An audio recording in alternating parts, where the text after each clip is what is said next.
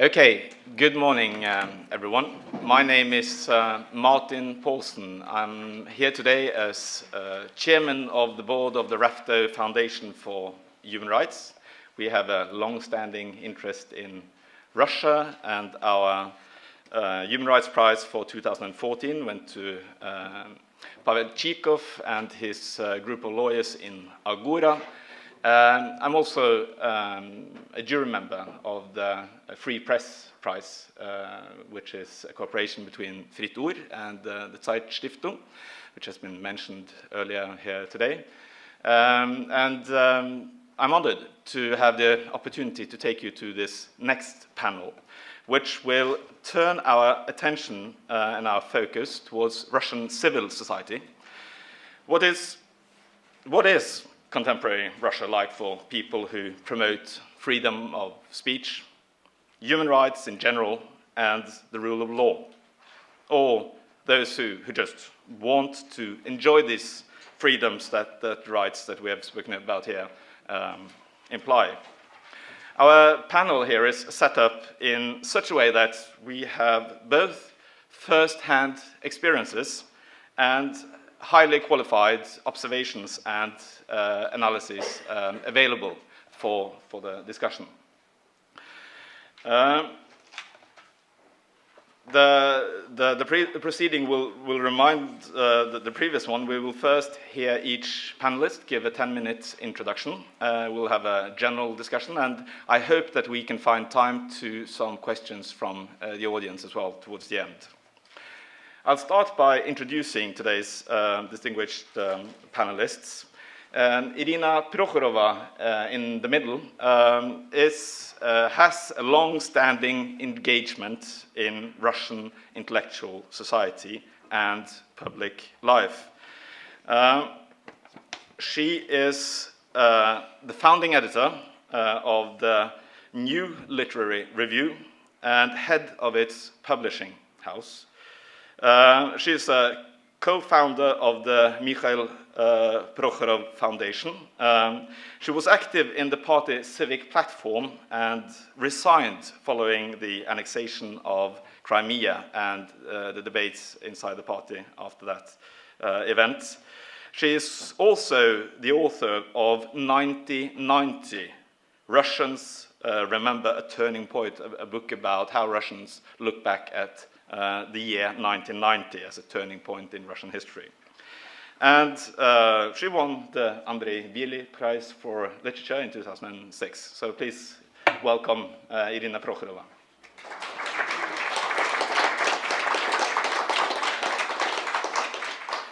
Elena Milashina at the end of the table, I met for the first time 2 years ago in Tbilisi when she received the Free Press Prize from Fritt Ord and Stiftung.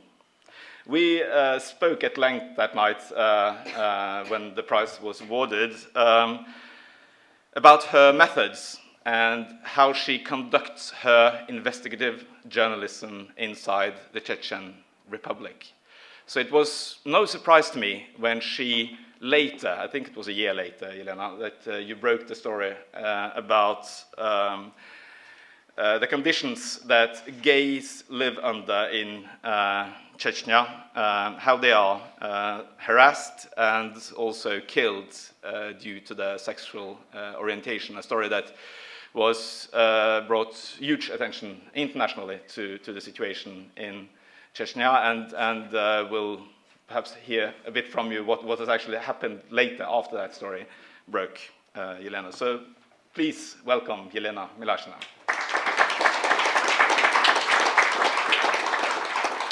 And closest to me, we have Misha Gabovich. He is an excellent, and I would also say passionate researcher who uses his scholarly training to research social movements, among other things, in contemporary Russia. He is a research fellow at the Einstein Forum in Potsdam. He is the creator of the PEPS database on protests, events, photos, and slogans, which includes data on 967 protest events in Russia, taking place between November 2011 and January 2013. He's also the author of the book Protests in Putin's Russia, which has a much better title in German, Putin kaputt. So please welcome Misha.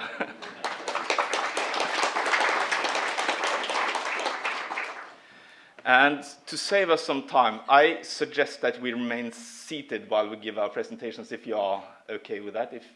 Or would you like to come up here and... I will have something to show. Oh, okay, so be prepared. There will be a presentation when Misha comes up here. So I would like to give the word first to Irina Prokhorova. Could you please start by giving your introduction?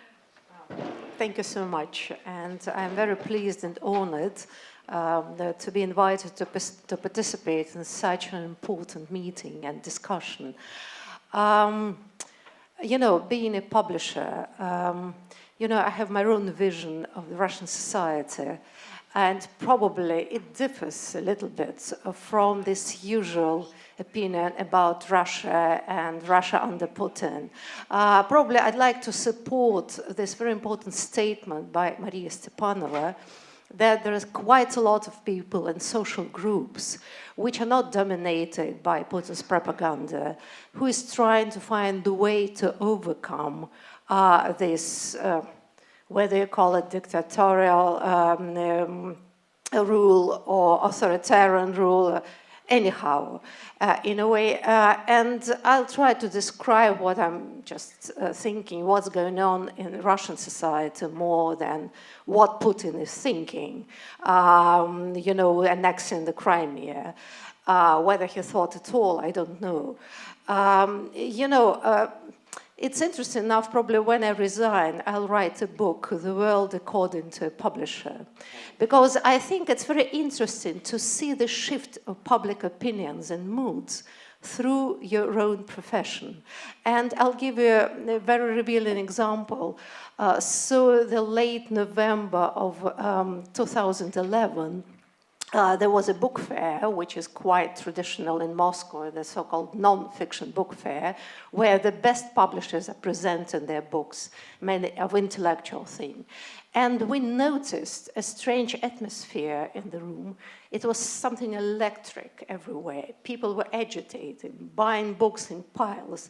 It was something strange. Of course, I don't want to boast, but my publishing house is one of the leading intellectual publishers, but it's nothing to do with the quality of the books. People somehow reacted to some strange things we couldn't say.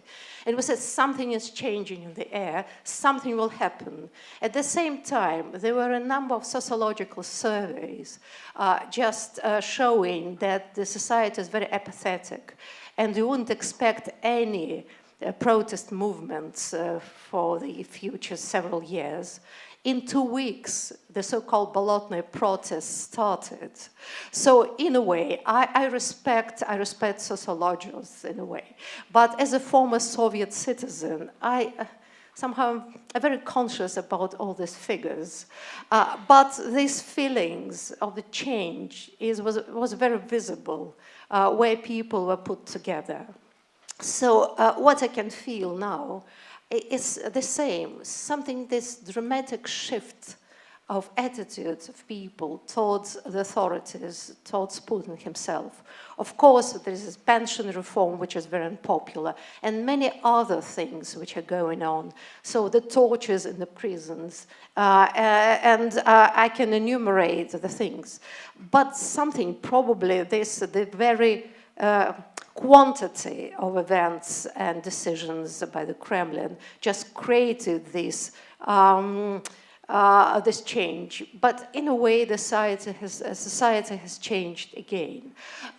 You know, that's the usual thing when we speak in the international audience, to to exchange metaphors or stereotypes. You know, it's quite fashionable speaking about Russia as a strange entity, something which is not European nor Asian, something in itself. This is an old tradition starting from the 18th century and from the Enlightenment philosophers who created their own European identities, so trying to find the other somewhere. So historically, it became Russia and the Eastern Europe in general. And unfortunately, in Russia, we like to play with the same stereotype, but in the positive way. We're very specific. You can never understand us. We don't understand ourselves. We're very mystical people in a way. You know, it's a wonderful topic. You can talk for ages about strange Russia. But if we want to understand Russia by mind, in a way, probably we should put the problematic of the country in the, I would say, in the world context, at least in the West European context. You know, now we could see that there are quite a lot of comparison with the Cold War. But I think if we need some other metaphor, I think the situation in Europe, including Russia, reminds me more of the 1930s, with the rise of all kinds of authoritarian ideas, with this infatuation of authoritarian thoughts, whether it's communism, fascism, and traditionalism in a way. And we're all involved in this very dangerous situation. So nowadays in Russia, we have a variety of discussion clubs all around the country, which shows that the society is trying to find the way to understand what's going on.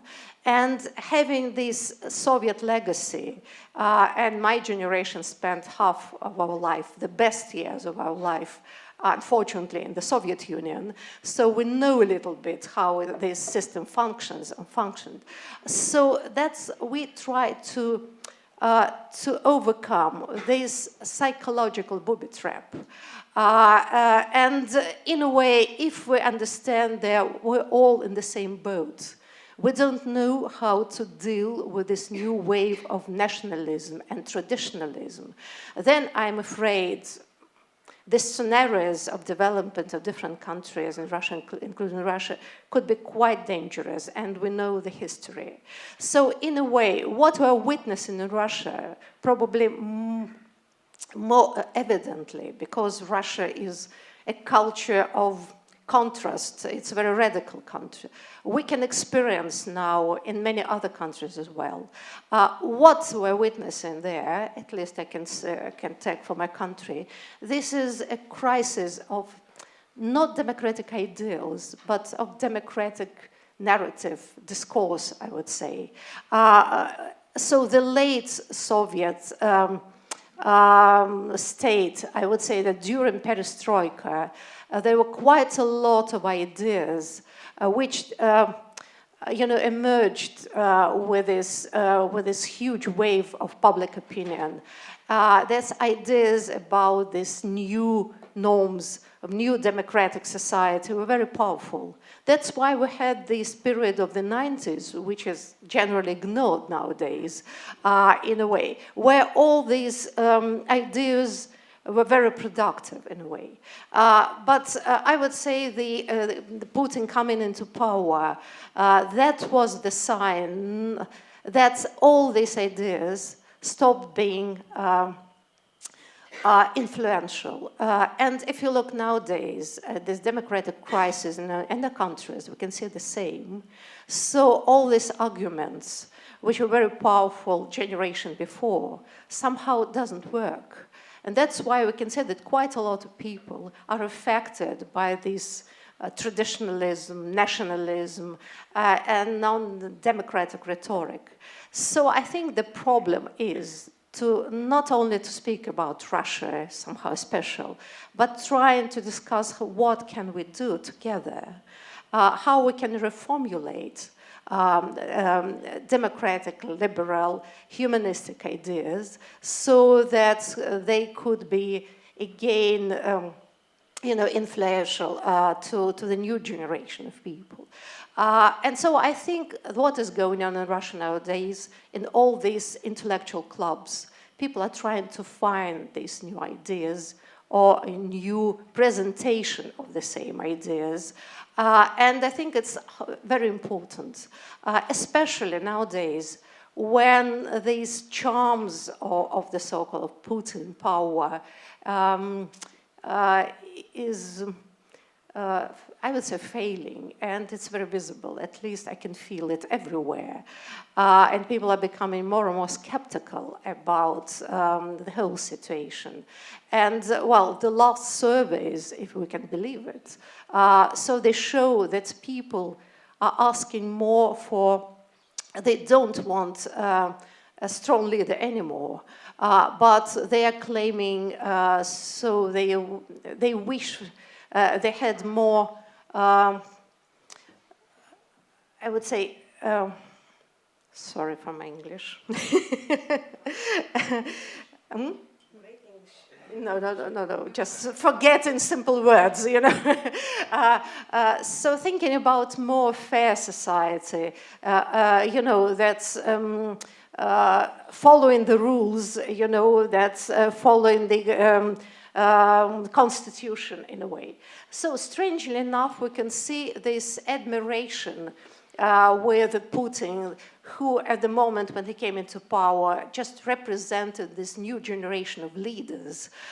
Somehow now we can see really the great change. I will just a few words, my ideas why he became so popular in 2000s. Not only because of the economic situation which became better really, and the oil prices were growing, which was quite an important thing for people, I would say. But he was playing with many traumas because the late Soviet society was a very traumatic one.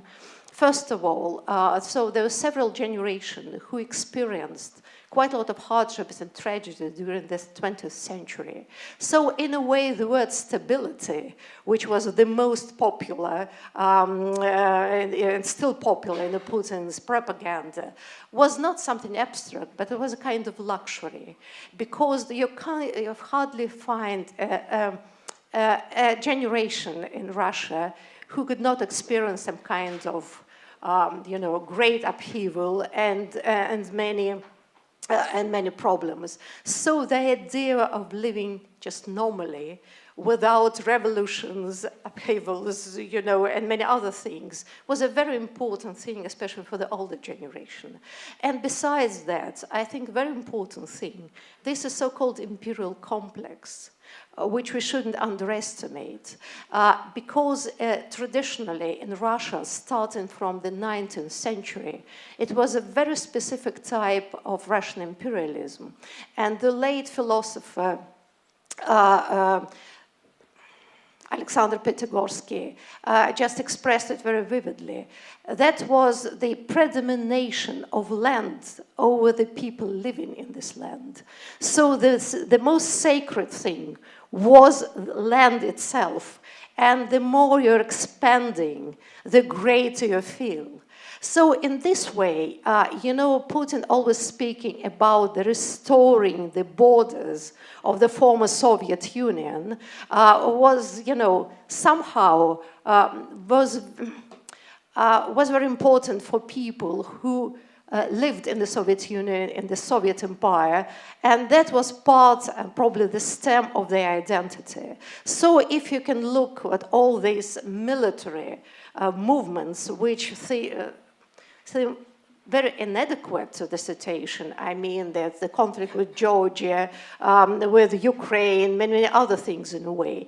I think this is continuation of this tradition of the more land you acquire, the greater ruler you are. This is quite an archaic notion. But I would say time is changing, so new generation is coming on stage. And I think this is a good chance of overcoming all these traumas, to explicit them, to you know, to, and so, but I think, and I'll stop here, that all these problems which seem Russian in many ways, to some extent, it's representation, specific representation in Russia, but we all experience the same problem. And the more we discuss it with each other, probably we'll find the way to restore the democracy. Thank you, Irina. And I'm very happy that you brought this slightly optimistic notion into our discussion. I think it's important to bring it. A publisher must be an optimist. It's part of my profession.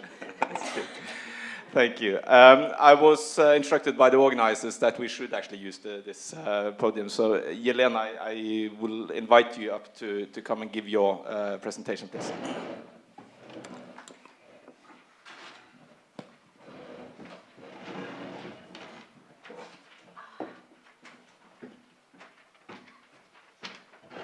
Hi, my name is Elena, and I work in my newspaper, Novaya Gazeta. Maybe you know about this newspaper. It's pretty much well known abroad. I work there for 20 and something years already, and I feel myself pretty. I can tell about my experience as a journalist, about my personal expertise on the thing I'm working on for many years, and it's not wide expertise. And from the beginning, I will ask you to pardon my English. It's not very well. I don't practice it a lot. But our panel has a name, Putin's Ground Zero. And you know all what is Ground Zero in a wide term means. It's a memorial to the event that took place in 9/11 in 2001. And I should say that Putin's regime, in my opinion, and the way that Putin is, was shaped by two things a lot. First of all, it's a Chechen war for separatism that took place in 1994, and Putin actually received it as a main problem from his predecessor Yeltsin. And the other thing that shaped Putin's regime and influenced Russia a lot was an international war with terrorism that began in 2001 and continued till now. And actually those two, I don't know, it's not even things, it's not events, it's just major circumstances the world is living influence Russia, influence Putin, influence everyone in the world and in Russia a lot. And I felt it because I was working in Chechnya. It's a small republic in Russia. I started to work there in 2006 when my colleague was killed, her name Anna Politkovskaya. I replaced her in this work. And I started to work there when they actually war with separatists, which were called after then terrorists, ended up with the new leader of Chechnya who took side with Kremlin, and his name Ramzan Kadyrov. And I noticed how this war with Chechnya, which we call from the beginning war with terrorism, with separatism, and for Putin it's a very important thing to keep the country as it is and actually restore, if it's possible, the borders and its influence abroad on the lands that Putin consider very important for the Russia. How this war and the war with terrorism influenced, first of all, in 2002, the media in Russia, and it began with the closing the Russian independent company NTV. How in 2004, the war with terrorism in Chechnya mainly, influenced the political freedoms in Russia, where after the terrorist attack in Beslan, where terrorists took hostages in the school, Putin actually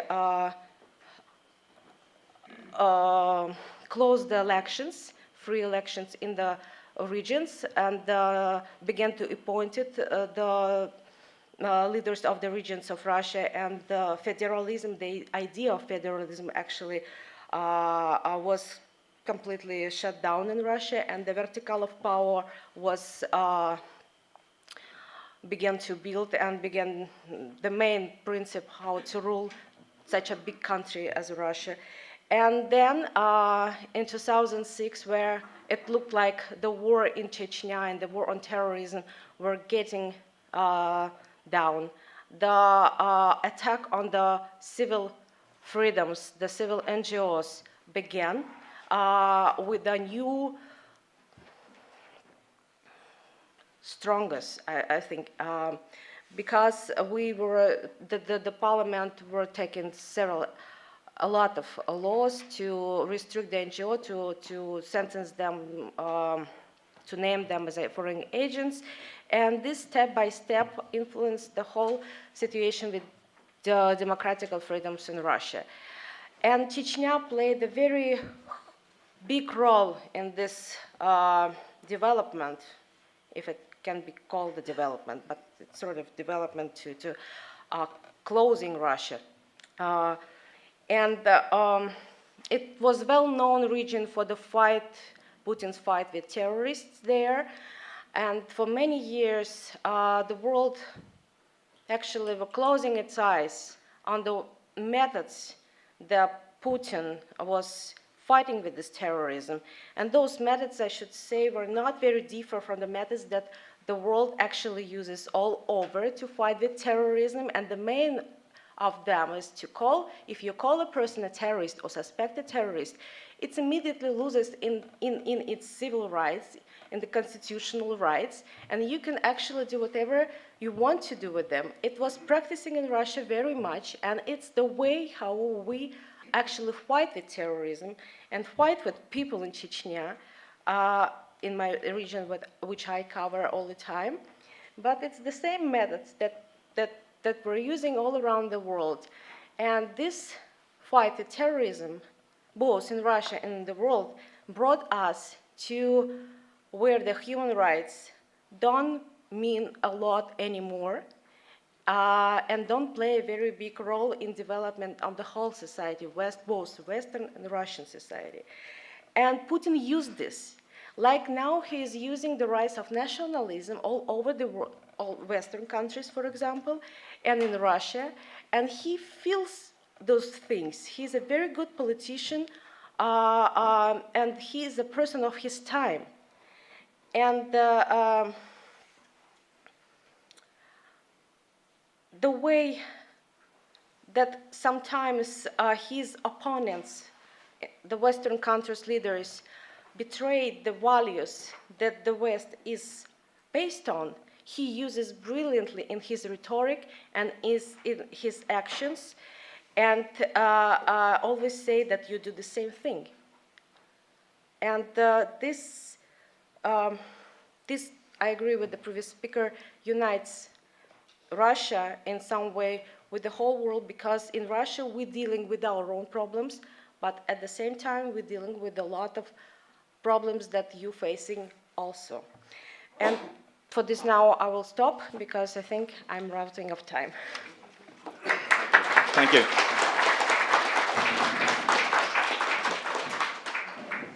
So please, how do I show this? Do you have to lower the screen? Okay, so while we're doing that, I will start with two preliminary comments. The first is that I'm not a journalist or activist or publisher or political commentator, so the extent to which the Putin regime affects me personally is very limited.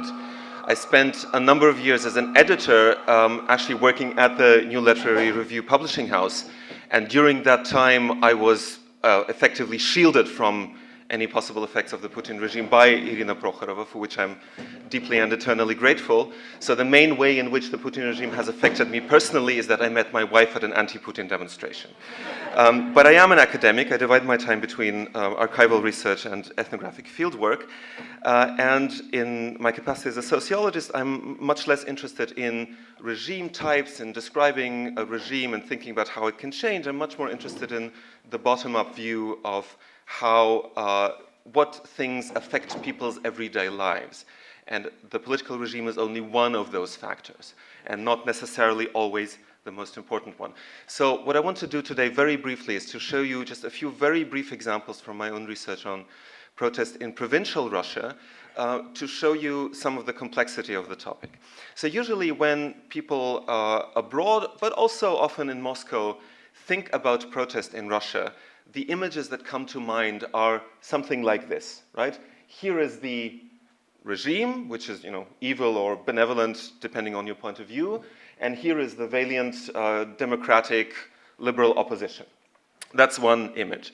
The other image, something like this, which many of us in this room also know from personal experience, of course, kind of head-on clash between protesters, often used synonymously with opposition and the police. The other image is something like this, right? So kind of cultural protest, very colorful, very well known in the West in particular. And this, in a sense, leads to another interpretation, which is what we heard from Maria Stepanova, which is that there is a Russia that is beyond this whole political regime and the opposition to it, and which is developing independently. I would suggest that things are even more complicated than that.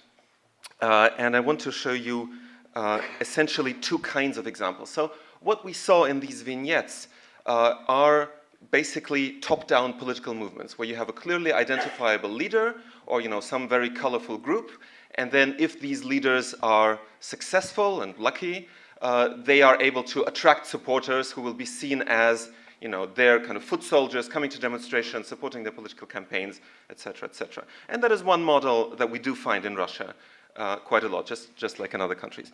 But something else that we find a lot in Russia is what you could call local movements or grassroots movements. So one set of examples from my field work in Chelyabinsk in the southern Urals for my book on protest that I did in 2012. Just to give you a list of some of the movements I found there. No, sorry, this is the other one. Sorry, yeah, I'm starting with something else, actually. This is a movement that's been going strong for 6 or 7 years now in the border area between the Volgograd and Voronezh regions in southern Russia, which is a grassroots movement against nickel mining along the basin of a river in that area, right? This was started, as you can see from this image, by a very, very diverse coalition of people. So Cossacks, nationalist activists, liberal activists, local small business owners, farmers, village dwellers, small town dwellers, etc., with a wide variety of ideological backgrounds and life experiences, but they came together in this protest movement, which doesn't have any kind of centralized organization. It's just a plethora of different groups coming together against this project of setting up nickel mining in that area, which a lot of people fear will completely destroy the environment and also the livelihoods of a lot of people who live there. And this movement has continued in the face of a lot of repression, imprisonment, compromat, etc., etc.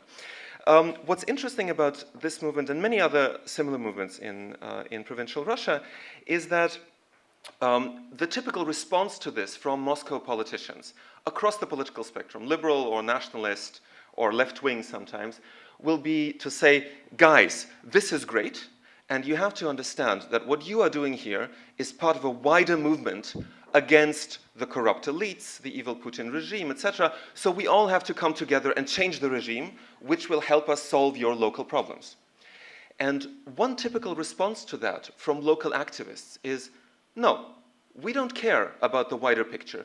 You're just coming here, trying to rope us into your larger movement and use us for PR or career purposes. And this is a very recent quote from a local blogger in that region, which is interesting because he's actually a nationalist. He likes to blog about the Russian nation and resistance to the globalist conspiracy, etc., etc. But he's also very critical of Putin. He's critical of the whole ideology of, anti-Ukraine rhetoric, etc. And he says that when politicians come to our region, even nationalist politicians, really the only thing that they want to do is to use us to further their own political career. Right? And instead, what our movement is about is not the environment in general. It's not corruption in general. It's not the political system in general. It's about our specific forest, our specific neighborhood, our specific river, right? And you may think of this whatever you want. I'm sure there will be lots of people in this room who think, well, you know, they really have to develop a larger political consciousness and change the system, etc. But just empirically speaking, this is the kind of conflict that you very often find, which is not even a conflict between, you know, protesters and Putin. It's a conflict within a larger protest movement, where some people think we have to change the system first and the smaller problems later. And some people say, no, we don't care about that. We have pressing problems now in our everyday lives. So the examples from Chelyabinsk that I promised you. This is a city of about 1 million in the southern Urals, not very far from Kazakhstan. So a few examples. A movement to save this building, which was initially built as a church, but then converted and ended up as an organ hall, from being returned to the Orthodox Church by the then governor. This was a relatively large movement in that city, which ended up being rather unsuccessful. Another local movement was to save the Chelyabinsk city forest, which is a big chunk of ancient forest in the middle of the city, from a road being built through it. This was a movement started by a coalition of, you know, local foresters, environmental activists, ecologists, etc., etc. And another movement, and once again, this is extremely typical of hundreds of places in Russia and also neighboring countries, is a movement against infill construction, which is when developers come in, take a big existing courtyard between residential blocks, and say, oh, we're going to build another residential block in the middle of this courtyard because there's enough space. We're going to make money out of that. And people say, no, no, this is our playground, right? And, you know, this is a woman who has 8 children, I think has 8 years of schooling, and she says, this is my children's playground, right? I don't want you to come in. So she created this very, very tiny neighborhood movement against infill construction. And then you could talk a lot about how these movements come together in the city. I don't have time for that. Another movement in Chelyabinsk, which actually has been extremely active for a number of years now and still continues to be active, is what is known as the Stop Gok movement, which is a coalition involving up to tens of thousands of people against the creation of a mining complex just southeast of Chelyabinsk, which once again people fear will wreak havoc on the local environment. And they've been organizing demonstrations, etc., and also, you know, going there as entire families to camp out in that area for several days to draw attention to this problem. Once again, what we find is that when you have reports in the media, including the Russian media, about protests in Chelyabinsk, usually it's about Alexei Navalny coming to Chelyabinsk and local supporters organizing a big demonstration. But if you actually talk with people in Chelyabinsk, some will say, yes, we are Navalny supporters, you know, we welcome him, but others will say, no, for us, these demonstrations are just an opportunity to talk about our local problems. We know that a lot of, you know, politically engaged people will come here, so we use them as arenas, and we go there with our own banners, our own signs, our own concerns, which have to do with our local environment, and not so much with, you know, the battle between Navalny and Putin, which is very distant from us. And this is a kind of extremely typical dynamic that you find across the country, which very often gets lost in media reporting. And very briefly, the second type of movement that I want to draw your attention to is what I've called in one of my articles copycat movements. What's interesting about this is that, once again, here you find movements that aren't necessarily about being for or against Putin. They actually come from a wide variety of ideological backgrounds. So my examples would be, this is a movement called Strategy 31, which was very active for a number of years. A bunch of people coming together on the 31st of each month that has a 31st, and demonstrating in favor of Article 31 of the Constitution, which guarantees the freedom of assembly. Invariably, they are detained, thereby demonstrating the state of the freedom of assembly in Russia. This was started at the time by a coalition of nationalist, liberal, and some left-wing activists. Another example is called the Russian Runs, which was an initiative started by a network of Russian ultranationalists, and also was active for quite a long time across the country and also in neighboring countries, which is basically nationalist activists going for a run across a central part of some city in order to demonstrate that Russians don't have to drink. They can also engage in sort of bodily activities, thereby showing that the nation can be made stronger, even though whatever the Jewish Masonic conspiracy is trying to turn us into poor alcoholics. And the third example is, by very far, the biggest social movement in Russia today. It's called the Immortal Regiment, which was started in Tomsk in 2012. We could talk about it for a long time, but it's essentially people coming together on Victory Day, the 9th of May, with portraits of relatives who fought in the Second World War, in a procession to commemorate the individual contribution of their family members to the Soviet victory. And a lot of people nowadays disparage it as something that's been entirely co-opted by the Putin regime, which is not true if you actually go and talk to local organizers in a number of places. But what really interests me about these movements and a number of other movements I could mention is that even though, as you see, ideologically they're completely different, and they're not all necessarily about, changing the political regime or, doing something like that, they actually have a lot of really interesting structural similarities. I won't go into all the points here, but my main point is that on the one hand, people involved in these movements will say, this is not about the political regime, this has nothing to do with politics. In fact, we are apolitical, which is why we can come together from across different ideological backgrounds for a common objective. On the other hand, they are all a very clear response to the kind of structure that the political system is creating, because they cannot be openly political if they don't want to face immediate and very harsh repression. They have to find ways around the system, which is why they say they're apolitical, which is why instead of engaging in kind of long-term institution building, they prefer sort of flash mob style short-term activities, and which also is why they usually start by finding some sort of loophole in the system or in the legislation. The law on freedom of assembly doesn't say anything against running, so we're going to go for a run, right? So what's interesting about this is that this is actually, in my observation, the most dynamic structure in which social movements and protests are developing in Russia in recent years. And in a sense, they are very original. They come from kind of grassroots sources.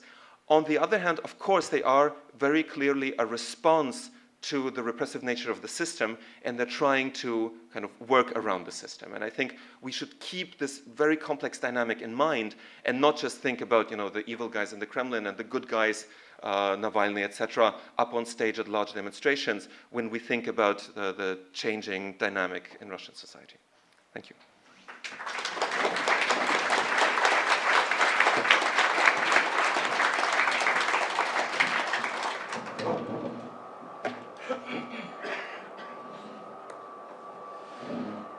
Thank you, Misha, and thank you to all the three of you for these very insightful and enlightening introductions that broadened our perspective on contemporary Russia. And I'd like to follow up with some questions. Irina, from your position as a journal editor and as a head of a publishing house, I would like to tap into your experience when it comes to the linkages between intellectual life on the one hand, because as so many of us know, there's a very rich intellectual life that is conducted inside journals, and many of the books that you publish in your publishing house has a potentially wide impact. The question then is, how is the impact of the debates that go on intellectually on the developments in Russian society in general? Is there a connection with the developments we see with the books and the discussions that take place in the books that are published in your publishing house? Well, I think that's a very interesting interaction of different intellectual ideas, and thanks to the new technologies, I would say internet is very active. And I would say that the Russian conquered internet much earlier than many other countries. Probably that's part of, I would say, underground tradition of intellectual underground in Russia. So these horizontal ties and, the ways of disseminating ideas. So nowadays, Russian internet plays quite a decisive role, in promoting different ideas. And so, as a publisher, I can see there's the change of public's interest, which I think it's quite revealing. So for the last 5 or 7 years, this is a steady growth of interest and people buying books on popular science, all kinds of intellectual books dealing with ideas in a way, and we can see the growth of number of copies, which is quite important. Besides, in Russia, there is, unfortunately for publishers on one hand, quite a lot of piracy. I mean, I often find my own books somewhere in the internet, but as I would say, as a citizen, in a way, I can say that I'm quite glad about that. It's a kind of, quite a lot of people could read it if they can't buy it. Yes, if you look, all these different types of discussion clubs, they're not only about intellectuals. It reminds me of the high years of perestroika, where quite a lot of so-called political clubs appeared, where people tried to express their opinions, to find, that's new ideas, because in the Soviet Union, even during the perestroika, still it was censorship on the media and many other ways of life. So I could see that the society not only active in all these types of protests. It's true, there are quite a lot of ecological movements which are very strong and very influential. For instance, in Krasnoyarsk, where my foundation is working, where people usually, several times a year go on the protests, demonstrations against awful ecological situation in the city. But there are quite a lot of different, discussions, sometimes online, going on. And I would say that that's not only, I would say, the local things, but I think this is the changing attitudes to the freedom of speech. I'm afraid that this success of repressing the media during the Putin's time, I think it was partly because people didn't realize the role of media in their own life. But nowadays, when these movements becoming more and more popular, and people started realizing that you need some kind of information, and where can you find this? It's only independent press which gets right about some things in a way. So that's the interesting example of the last week, I would say, with the situation of this independent internet journal, the New Times, which was very near to be closed by the authorities because they demanded 22 million rubles because of some violation of some bureaucratic rules, in a way, as a fine. And the crowdfunding managed, through the crowdfunding, people managed to gather 27 million rubles within 4 days, which is absolutely inexplicable in many ways what happened. But I think it also shows some change of sentiments and mentality, probably. And if I don't remember wrongly, there was a similar story with the media outlet 7 na 7, 7x7, a couple of months ago, with the same result. You saw the crowdsourcing bring in the sufficient funds to meet the bill that they had to pay, and also additional funding that they could use for the daily running of the outlet. Yes, and I would say, as far as the New Times are concerned, so there are quite a lot of comments from people who donated, sometimes 100 rubles. They were not rich people at all. And some of them just wrote, usually I don't read the New Times at all, I don't know. But this is a kind of principle. And I think it's quite new, in a way. It's a new phenomenon. Yes, yes.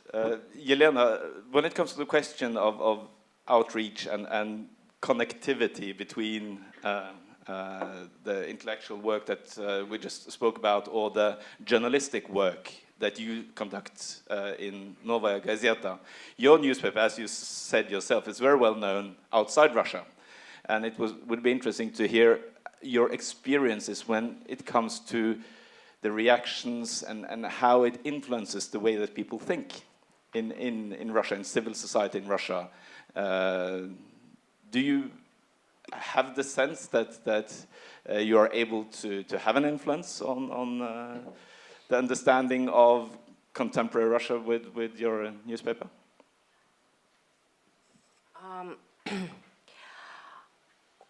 In some way, yes, in some way, no, because we're talking about a newspaper that has pretty big circulation from the points of view that the media, the press media, the paper media is dying.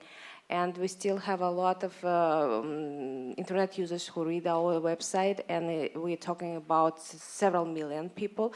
But Russia, the population of Russia, 145 million, and we can compete with the TV channels, which is under control since, like I said, 2002, and till now under control of Kremlin, and this control actually is one of the main weapons of the regime in Russia. But from the point of view that Novaya Gazeta was always, from the beginning, I don't know, for many years, in the Chechen War, the second Chechen War mainly, and the first Chechen War, talking about how crucial human rights for Russia, how important this issue for Russian people, how awful and how spread wide in Russia the tortures, and how important the civil control for the army and for the police, and so on and so on. We were, in the beginning of 2000, we were probably the only newspaper who was talking about these issues, and now those issues became the major subject that the society is discussing: the tortures in the police, in the army, well, corruption is the other thing, but we also were trying to investigate corruption from the beginning, and now it's very fashionable thing to do. The main Russian opposition politician Navalny, actually his base is the corruption investigations, journalist investigations actually. And now those things are very important for the society, and we see how those subjects become the main topics for discussion, and mainly it happens in the internet. I don't know if we, the media, professional media, still have influence in Russia, because there are a few of us left actually, and I'm not sure that we now playing the major role in starting the discussions, because internet is ahead of us. But I can say that at least the recent events, even recently, several days ago, when Russian government actually pointed, not Russian government, Russian Siloviki, do you understand the word? Yeah, well, they actually recently, this year, pointed a new enemy of the state, and those children, actual Russian children, teenagers, that began from the beginning of this year, began to join protests in Russia, and step by step, by the end of the year, the director of FSB, Bortnikov, claimed the youth, Russian youth, as the very main target of FSB to follow, to put pressure on, and it's clear, it's very clear for me that they're afraid of them. And several days ago, and also they don't understand those children. They don't understand the songs they're singing and listening to. They don't understand the movies they're watching, the books they're reading. If they're reading books, actually they read internet and stuff there. But I think they don't understand anything, and they're afraid of them. And the repressions that they began to spread all over the Russia against this group of people, the teenagers, led to and actually showed recently how insufficient and those things is, and how this can bring teenagers and their leaders in the music, for example, the rap singers, together in protesting for the freedom of speech. And I think those signs actually shows me that the society in different generations, and mainly in the youth generation, is on a way that, in a good way, and gives hope. Just a small comment, just about this, total propaganda through the TV channels. I think it's much more complicated, because in the Soviet Union we had only 2 channels, and both of them were strictly censored. And there was no alternative, no internet in a way. So the question is, how 1991 could happen? I mean, that's a strange thing. And I had a funny story from a colleague and friend of mine who was traveling through the Ural region and somehow had to stay for a night in some remote village. So in the house when they were staying, that's what just ordinary people, the farmers, the lorry drivers in a way. Of course, the TV was, switched on, and there was the major channel, and somehow there's propaganda things going on. So, and he was very cautious discussing political things, because he was absolutely sure that these people were very loyal and patriots. And Putin is so-called. And suddenly it's occurred of the number of drinks. They were very critical in a way. And when he asked them about that, so how it could happen in a way, and they said, okay, what do you think? And he said, well, you're just watching TV, something like that. And I said, okay, we have our own head, and we can think independently. So in a way, we don't know, because there are very few independent medias, so we can't measure that's, the real situation, what people are thinking and behaving. So we should be careful not only to think in terms of sources of information, but also in terms of how this information is actually processed. Well, I would say the experience. People somehow can think independently just because they have huge appearance, hard work, and they can. So. Misha, you drew a picture of a lot of ad hoc and short-term social movements taking place in Russia nowadays, and I was interested in the long-term perspective, in how these social movements, protest movements, end up. One thing is regions versus the center. That many of them don't want to be linked with the center. But the other question is in the chronological perspective. How do they end up? And you mentioned on the folder the problematic of solidarity. Could you please explain that a little bit more? So I think we have to be very precise in our terms. I wouldn't call many of these movements short-term social movements, but I think they're movements that often use short-term types of activity, which is a difference. So let's take the example of the Immortal Regiment, which I mentioned at the end, right? So the main visible form of activity that they engage in is basically a one-off event every year. On the 9th of May, people go out in the streets. In Moscow, it's been up to hundreds of thousands of people at the same time. Often it's much less than that. They also have a website where they collect stories, which is a very important part of their activity. So they have thousands and thousands of individual stories about soldiers or people who participated in the war. And what's interesting about them is that, so on the one hand, all these movements are extremely vulnerable. And even when they manage to gain some sort of short-term success, like in Chelyabinsk, for example, prevent the governor from building that road, right? They managed to do that.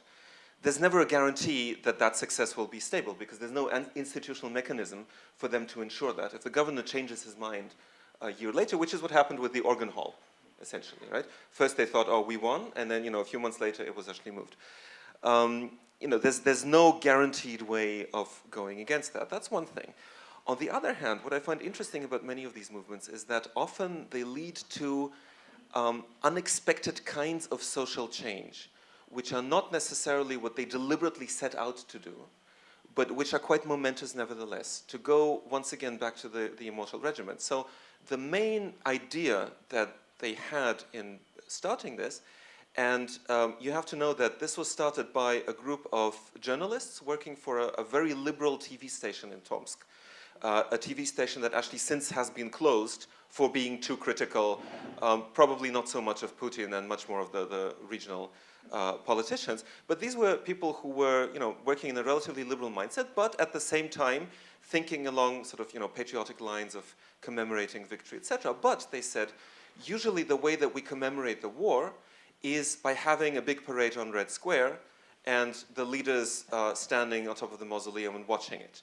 What we want to do instead of commemorating, the victory of the entire Soviet people and thereby the Soviet regime, we want to commemorate every person individually. And this is part of a larger global trend. I mean, there's been comparative historical research that shows that basically since the early 19th century, that's the kind of tendency that we're seeing everywhere from Iraq to Chile, individualization of commemoration.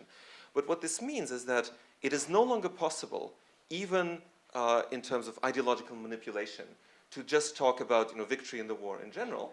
And what we're seeing is that even to the extent that the movement has been co-opted, which is the case in Moscow and some other places, Putin now has to actually march with the immortal regiment. So he can no longer just stand on top of the mausoleum and watch the parade. He still does that. But he also has to join the immortal regiment, and then of course that's used for propaganda purposes. It's shown on TV. The movement is perceived by many as something that's now part of the state apparatus. But the very structure of commemoration has changed, and what this leads to is that now on these all these online collections of individual stories, we're getting more and more really unexpected stories of people being extremely honest about their wartime experiences, right? Just by virtue of having this individualized structure of commemoration. So basically the gist of what I'm saying is that it's not so much about movements engaging in long-term strategic thinking to change the system in very deliberate ways. Often it's just by engaging in a sort of repeated activity that basically expresses underlying social change and then might end up changing society, not necessarily always in ways that we find nice, but changing it nevertheless. I might just comment. I think what Misha has told us is very important, that these people are gathering and rejecting the idea of this is a political meeting in a way. But I think you should understand some peculiarities of the Russian thinking. First of all, the post-war Soviet society opposed this totalitarian pressure, usually not by protesting openly, which was impossible in a way, but extending the realm of privacy, so to say. Don't touch your family, don't touch my garden, and I'll sell all the slogans you need to. In this way, I think this protest dealing with these public spaces as their own, I think this is a very important step. Because nowadays people think that public space is not something alienated from them, but part of their private life. And on the other hand, there is a wonderful expression which I think was presented by the Hungarian intellectual, the called civil war. I mean that still the regime is trying to divide people on these political things. This is the enemy of people, the foreign agent in a way. And I think this idea of uniting above all political tensions, it doesn't mean, it doesn't matter whether nationalist, internationalist, liberal or Democrats, but people are fighting for their, for this way of life. I think that's quite a positive thing because they try to cancel this civil war, which is still in the collective memory of people. So I think this is a very important point, but you really have to understand that very often this is not about protecting an abstract public space, and it's not about coming together as a coalition between nationalists, liberals, and left-wing activists. It's actually about people who have shared attachments to something. And the war is a good example. So very often at commemorative ceremonies, people will tell you, we don't care if you're, a Banderist or a patriot or a liberal, whatever, as long as you have an authentic story, as long as you have an authentic relationship with this war commemoration, which means, for example, you actually had a relative who fought in the war, right? Or, there is something in your life that really connects you deeply and emotionally to this. We will accept you, right? We will bracket out our differences. So it's not about, kind of carving out a public space. It's really about claiming a certain space or a certain place as a place of shared attachments despite political differences, which still might be very real. Thank you, and I think this is the clue for us to open up the question round. I have a question here. You'll have a microphone. Hello, thank you for very interesting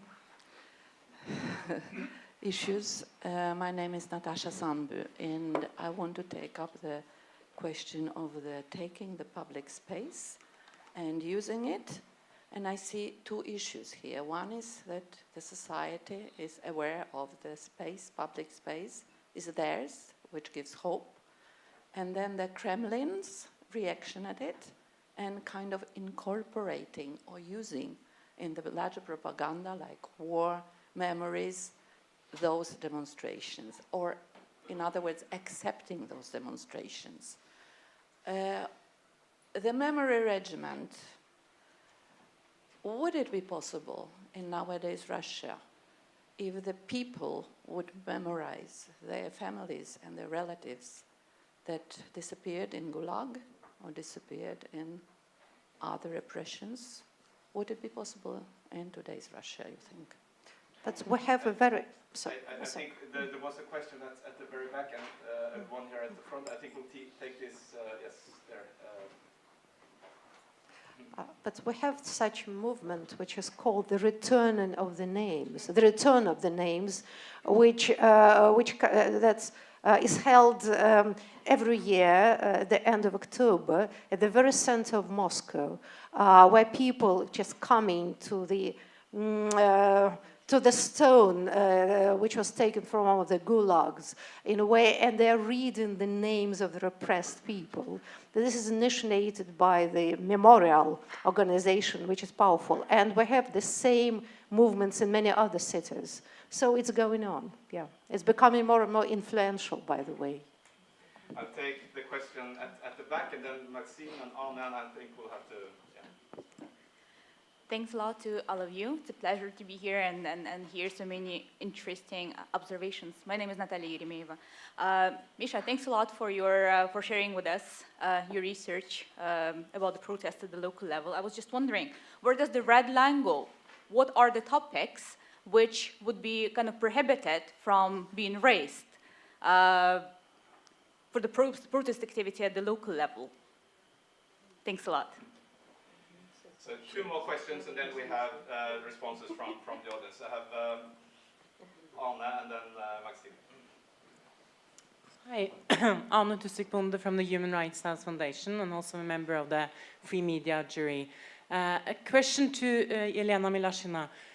Martin mentioned in the beginning when you broke the story about gays in Chechnya. Could you elaborate a bit more and say something about the resonance in the rest of Russia? What was the reactions when you broke this story? And then finally a question from Maxime here at the front, and then we'll take a round of response. Yeah, thank you. It's a question for you, Misha Gabovich. So basically, I follow the movements, the grassroots movements, mostly from media, so I don't really have a full picture. But the impression is that recently, at least, very often the people would say they don't want to, you mentioned that, they don't want to politicians from Moscow, let's say, to build on them and to, just to play the political game. They want to achieve something. So they kind of shield themselves from politics, whatever they understand by politics. So the question is, how common is this? Is this like everywhere, or is this just somewhere? And in my amateur way, I compare this to Chinese protests in the sense that very often in China, I mean, you have many protests in China, like thousands of them apparently. But they would always try and make sure that they don't anger the central authorities in Beijing. They just, solve the local issue, and that's fine. And how that fares in that comparison fares in Russia, you think? So thank you, Maxim, and I think we'll have a final round now with responses to these questions that we got, and then we'll unfortunately have to wrap it up. And I will give the word to Elena first, briefly, unfortunately. Well, the investigation that was started in Russia about the campaign against gay in Chechnya and killed ones that were suspected in extremism. They ended with nothing because Russian investigative committee refused to start a criminal case, and it made it so obviously that they actually don't want to change anything. This model that was established between Kremlin and Chechnya, Ramzan Kadyrov, with a pure impunity of no matter what Kadyrov and his people do in Chechnya just to hold this piece of land within Russia borders. And those gays that were killed and those people that were also killed, a lot of them, it's the first time when we were actually brought to the investigative committee more than 30 names of dead ones. This still didn't change anything, and the Russian government refused and gave actually the command to investigative committee not to open the criminal case no matter what. But there is an investigation that's going on abroad. We actually doing a lot that the situation in Chechnya, which is actually absolutely totalitarian regime of power, which is established there, and they're actually practicing within the Russia, and it's very. When you were discussing the totalitarian and autocratic regimes, you can actually compare it on Russia, because in Russia there is an example of pure totalitarianism. It's in Chechnya, and compared to Chechnya, Russia in some parts and regions looks even as a democratic country. This we actually managed to save a lot of people and bring them abroad also.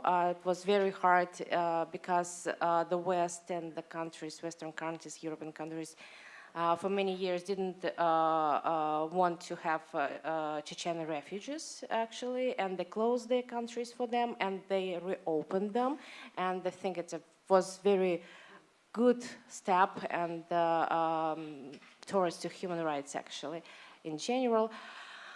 But what we actually achieved, we started the subject to being discussed in Russia, to being discussed in the Caucasus, in Chechnya, about the rights of LGBT people. And it's a big achievement, actually. And by the end of this year, the very prestigious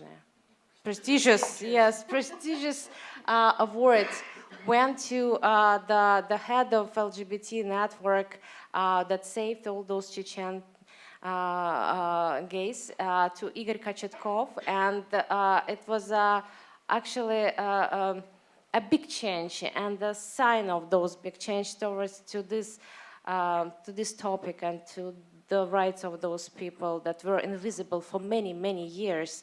And this Chechen gays gate opened this, and I think it's a good result.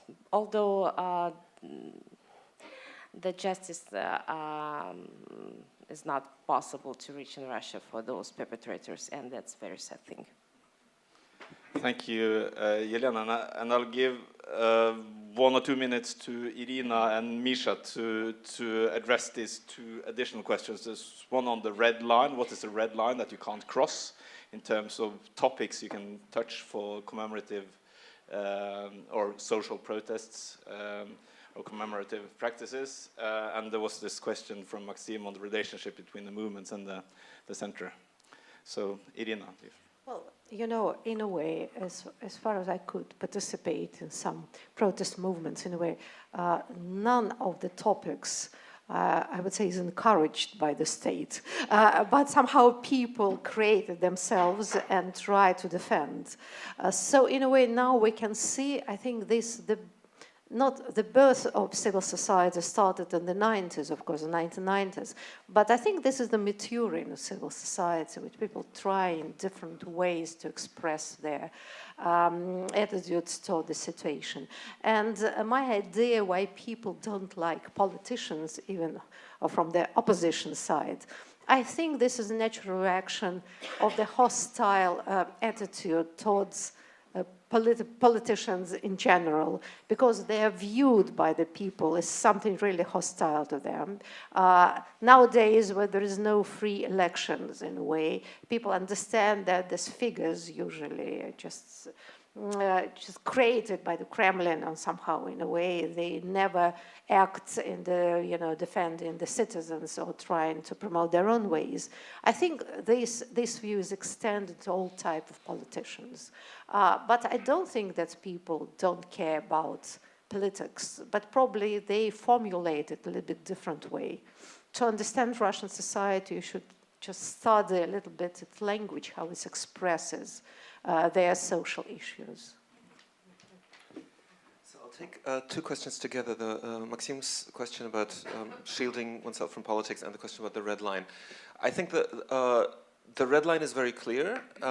If you try to protest head-on against something that's been proclaimed as an important ideological point by the Kremlin, then that's completely out of bounds. So to give you an example, after Crimea was incorporated into Russia, some people in Russia said, if this works, then maybe we can also separate from Russia, right? And there were people who, like very, very small scale, 1 or 2 individuals who said, I declare the independence, or let us think about an independence referendum for some Russian region. This is immediately stopped in its tracks very, very harshly. So, anything that has to do with like the top level of state ideology, or also I would argue with clearly delineated property interests in some cases. We could talk more about that. And having said that, of course, there are nevertheless, in every Russian region, people who would see themselves as, clear-cut political activists, who are not just about the local issues, but see themselves as part of a larger political movement that wants to change the system, wants to change Russian politics, etc., etc. At the same time, there are, and this goes directly to Maxime, there are everywhere these protest groups that say we are apolitical, we don't want anything to do with politics. And I know this from the few examples that I've studied, but also from many, many publications by colleagues who have looked at lots of different regions. So this is extremely widespread, and I think it's rooted not just, the kind of fear and bad experiences that they've had in the past are a very important factor, but another important factor is, another set of experiences, which is that when politicians come, very often they promise that all the problems will be solved or at least addressed, and then they go back to Moscow and nothing happens. And this brings me to the first question about public spaces. So I would stress that really it's not a matter of society trying to claim public space in general. Because in cases where people have tried to claim abstract public space, usually they've been extremely unsuccessful. So think of the first wave of big demonstrations in December 2011. We want to use this place for a big demonstration because this is public. And then the Moscow city government says, no, you can't go there. It would be too dangerous. We wouldn't be able to guarantee your safety. And a lot of people say, okay, then we'll go elsewhere. So there's no clear attachment to this particular place. It's just an abstract public space. And it's very easy for the authorities to reclaim that for themselves. However, when you have a space that's not just a space, but an actual place that people feel a really strong attachment to, like a forest, where they go every year, for their traditional, I don't know, skiing in the winter in Chelyabinsk, or stroll with their children, etc. This is something that's very much part of their everyday experiences, not just as an abstract public space. It's much, much more difficult to kick them out of it. And that's when we're seeing not just short-lived movements, but in some cases, movements like the ones I've shown, that continue for years and years. Misha, I would say I would not agree because it's not abstract, but so the last 5 or 7 years we can see this growing attitude saying this city belongs to me, this is my city. So claiming all these public places that will go freely there, we can protest it. And you should ask our opinion whether to put some monuments or not to put something in the public place. It's quite new, by the way. Before that, people didn't care about public places. They were caring only about their own homes and the small place. So I think it's more on abstract thinking of space.